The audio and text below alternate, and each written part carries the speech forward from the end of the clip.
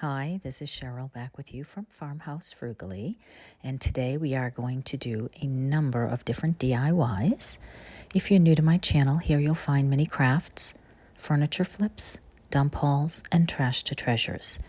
Now, speaking of dump haul, I found this spool of green yarn at the good table at the dump, and that's what gave me the idea to do this 17 different DIY Christmas trees. It was as simple as getting rid of the first ½ inch of yucky yarn and voila, beautiful Christmas tree.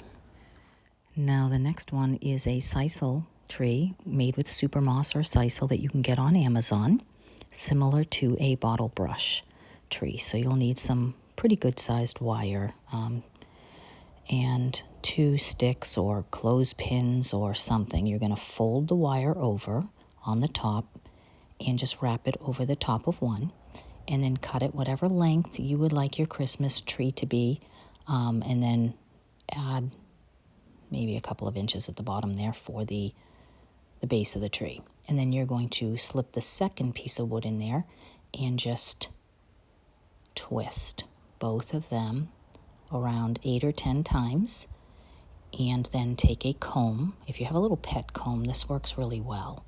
I'm making a really small tree for you here, but I'm going to end up making 3 of them, so you'll get to see 3 different heights.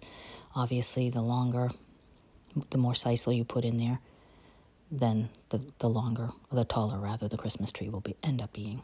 So I would say, every 8 or 10 twists, you want to take it and you're just kind of fluffing it out a little bit, making sure there's no knots in it, and then take your scissors and as you go, fluff and pull and cut so that you're getting it shaped to look more and more like a tree. Now you'll obviously want to make sure that the long stem of the tree, trunk of the tree, is toward the bottom. And then I did that a couple of times and then twisted however much of that trunk that I thought I was going to need, and then just cut the bottom off and then cut the top off. And then you could, if you wanted to, just so that this isn't sharp, you could just twist the top of that a little tighter, and then just continue to fluff and shape and get it the way that you like it. And then I happen to have this little piece of wood that I believe I got in a 4-pack, maybe at the dollar store. I've had them in my stash for a while, so I'm not positive, but I happen to have a little tiny hole already cut into it, so it worked great as a base to put this Christmas tree in to stand it up. But you could use a spindle, you could use a piece of branch out in your yard. You could use just a small circle of the branch as a base and stick it in the bottom. Anything, a cork, a wine cork, anything you have that will stand up. And then just fluff it to your liking, clip it. You can make these really perfect, like the bottle tree, if you want them to have that perfect look. I kind of made mine a little bit more shaggy. And after making 3 trees, this is how much I still have left over. And for my other 2 trees, my husband drilled the little holes in some spindles for me so that I would have a couple of different stands to show you. And here is how the 3 of them turned out. And I did let mine be quite fluffy and chubby, but if you don't like that, you can certainly change the shape to be any way that you like it. But I think they're fun to make, and I hope you like them too. And please hit subscribe as we go along and continue on with the next DIY. Here I just took some thicker paper I happen to have and some fluffy yarn that I had gotten on the good table at the dump. Now, if you have any yarn hanging around, the fluffier the better for this. Certainly you could do them in any color that you decorate. If you do the pink Christmas, or if you do, the blue and white Christmas, or green and cream, whatever colors work for your decor, it would be fun to do. You simply make your cone, hot glue it, then just put a little bead of glue, and then wrap around and around and around. And then I went back and forth a few times to fill some of the empty. I had a few places where the brown showed through. And then you can end it at the top and stick a little bit of the yarn at the top to hide that the top of the cone. And that is all there is to it. I went back and did one more row on the bottom to make sure that the bottom of it wasn't visible when I was finished. And again, you can make these any size you want. I had seen these cones, they're $3 or $4 a piece just for a cardboard cone, so I thought that was silly. You could certainly make them for free. So this cost me nothing, and I made 3 different heights, and I love them. They're very simple, they're very easy, and in most cases free. So that is taking me on to the next one. You can get these at the dollar store. They come in a pack. And I had some left over from last year with this beautiful blue spindle that I have been wanting to do something with. So I decided to just simply take these and to hot glue them onto the spindle. Now, to have a more primitive tree, you could have a little more of the blue showing. To have a less primitive tree, you could make these green branches, or whatever they call them, closer to one another. You could also, if you want a primitive tree, you might want to clip some of the excess off of these and make them really thin. So that's all there is to it. I just went ahead and glued them all the way up. And then when I had them on, I just took my scissors and shaped that the way that I wanted this to be shaped, and then stuck the short piece from one that I had trimmed off onto the top. Now, I did not decorate these, but you could use those pretty fairy lights. You could put a tin star or a rusty star on the top. You could take some buttons or some beads or anything that you have in your stash and make them look like ornaments. All I wanted to do for mine is get a little base. So I had this little tiny piece that had been cut off from a bedpost, I believe. And that was it. I had my husband help me drill that in, glued it in, and used some antiquing wax to make it the same color as the rest. And I think this might be one of my favorites.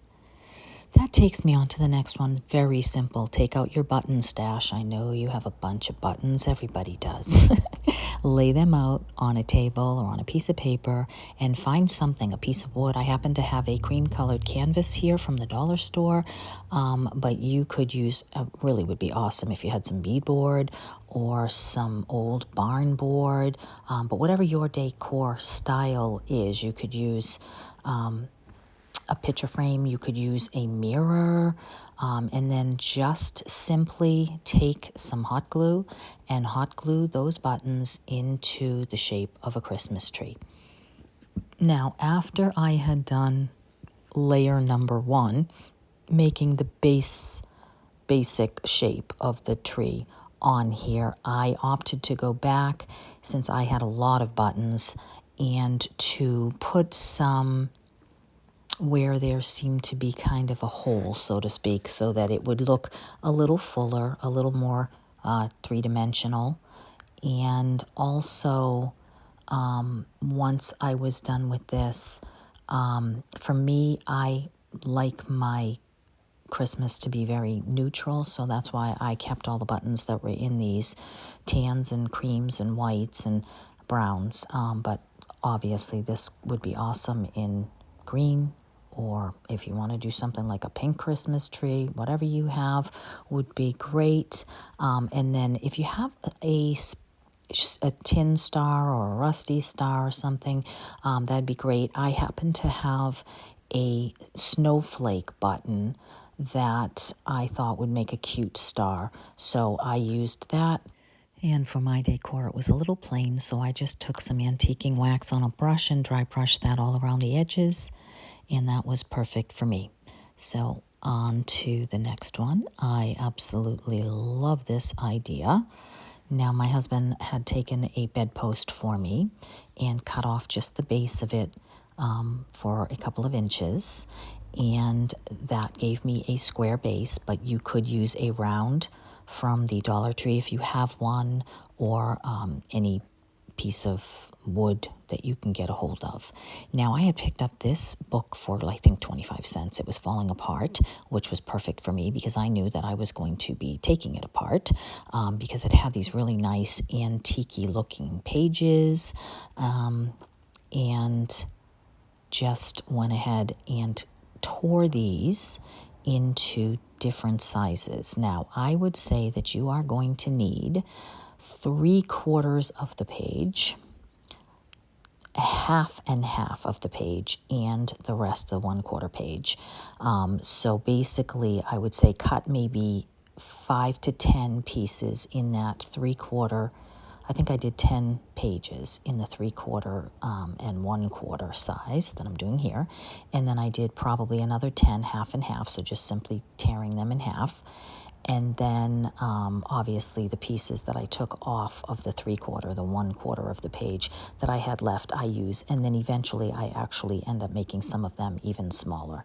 So the idea here is that you are simply going to take one piece, you are going to fold it and squish it so that you are using almost like a cone, but that you are getting a piece of the bottom of the cone available for you to use for glue.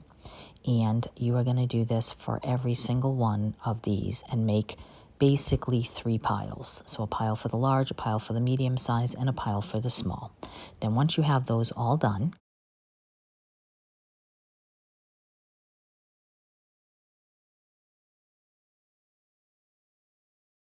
you are going to take either a stick from your yard or a spindle or something that you have that would work as the trunk and a hot glue gun, and you are going to begin to glue all the way around your spindle 2 layers of the large, and then on top of them or up above them, overlapping each layer about 1/4 of the way down, you are going to put the next row and then 2 rows of the medium size and then 2 rows of the small size until you've used, for the most part, all of the pages that you tore out. Now, this is obviously going to depend upon the height of your spindle or tree branch or whatever you're using. So play with this, make it the way that you like it.